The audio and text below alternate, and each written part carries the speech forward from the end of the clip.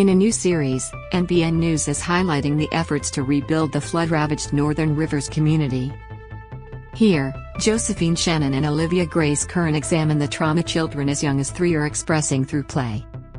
Preschoolers who experienced one of the worst natural disasters in Australian history are reenacting their families' frantic escapes from floodwaters in the playground as their young brains continue to process the catastrophe. Early learning educators in the Northern Rivers are reporting children between 3 and 5 communicating the February and March flooding with one another through art, craft and play. Assistant Director at Evans Head Woodburn Preschool, Kath Gillespie, said the event and subsequent displacement have had a huge impact on the age group. Read more. Lismore residents want the option to relocate their homes if they're not talking about the flood, they're often enacting it. They'll be knocking buildings over. Building up a tower, knock that over because my house got knocked over, Gillespie said. Or if they're playing. Quick, jump in the boat, quick everyone, jump in the boat. The flood is coming. We do see a lot of that coming out in their play and that's how they're processing it, their trauma. At East Lismore Community Preschool, Director Sonia McPherson says it's a similar story. Children are often building walls around their pretend towns and taking their friends to safety as they evacuate from the flood. We see it weekly in drawings, in how they play. They will draw where the river is, where the river came to their nan's house. Where their old house was, McPherson said. They talk about things that they miss that they've lost. Places that they can't go anymore. You will have a child say, "When is my birthday?" And ask, "Is it going to flood again before my birthday?" Read more. Flood-devastated Northern Rivers schools face years before recovery. Half the kids at preschool lost everything in floods. Around 40 children, or half the enrollments, at Evans Head Woodburn Preschool lost everything in the floods. Many of them were rescued from their roofs with just moments to spare and, 7 months on, continue to call caravans in temporary accommodation home. This is the world that they know right now and it's made such a big impact on them, Gillespie said. It was hard, really terrifying for little kids. Their parents had to leave them on the roof while they went down to a neighbor's house. That's pretty harrowing when you're only 3 and 4. There's some really horrible, sad stories. Play therapy key as young children learn to process flood trauma. Play therapy has become a key tool in helping young children in the Northern Rivers communicate their emotions following the February and March events. Helping them to manage their emotions, helping them to understand it's okay to be anxious or sad or upset, and then how to work through that, Gillespie said. We're helping those kids to process through the play that they do. Parents are reporting behavioral and personality changes in their Northern Rivers children. Leanne Clifford says the disaster has changed her once fearless daughter.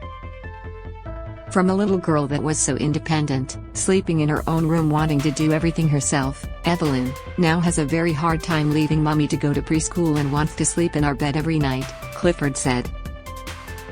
My little independent third child. We've now nicknamed her our Velcro child, she is stuck to me non-stop. Clifford says although their home did not flood, her family housed multiple flood victims and her children were living with people who'd lost everything.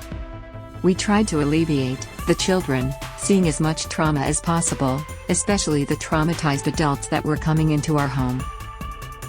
But they do see so much and, Evelyn, quite literally has been stuck to my leg the entire time. Read more.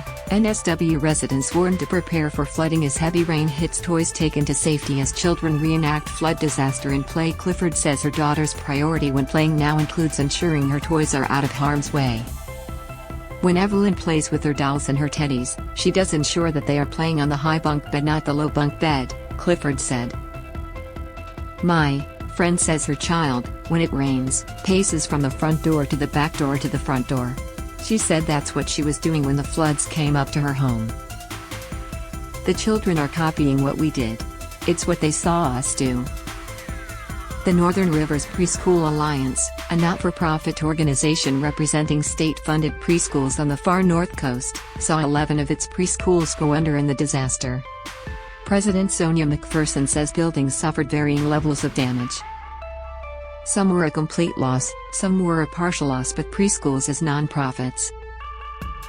We don't have lots of finances to replace stuff. The funding we make goes straight back into the community.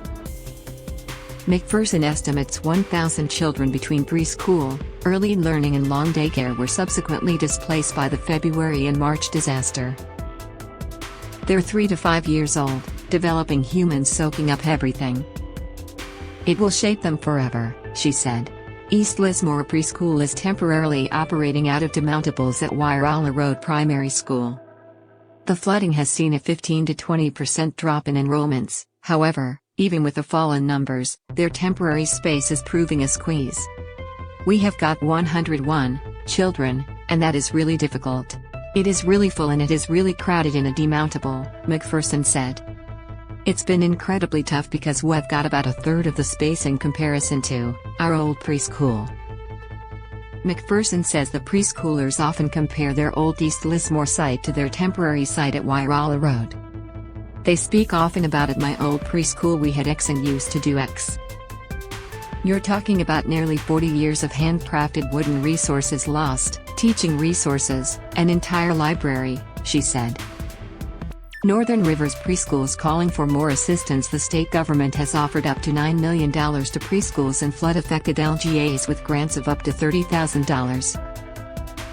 Preschools are grateful for the funding but admit it hasn't gone far in terms of rebuilding and are now calling for more assistance. It's been really tough comparatively to the primary schools and the secondary schools, McPherson said. There's still huge gaps of what we're missing in comparison to what we had before. But it's not just resources that have gone. We've lost some of our staff, they've needed to leave because they don't want to live in a flooded area anymore. McPherson says she is regrettably having to turn down local parents who are attempting to return to work post-flood. I get somewhere between 3 to 5 calls a day requesting preschool for children that I can't fill. Parents are desperate to return to work full-time or part-time and are unable to do so because there is nowhere for their children to go, she said. It's unclear when East Lismore Preschool will be able to return to its original site.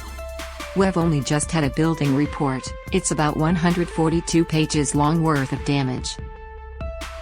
We're estimating the middle of next year, McPherson said.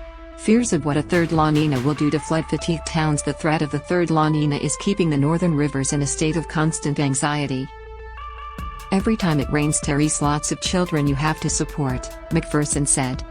1/4 of our team lost their homes, so they're attempting to be strong and reassure kids that they're safe and okay while they're also trying to internally reassure themselves.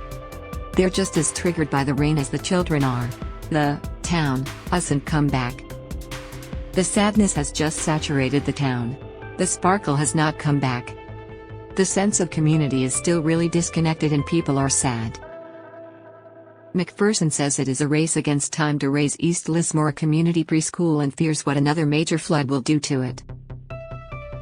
Water came in 152 centimeters into a building it had never touched before.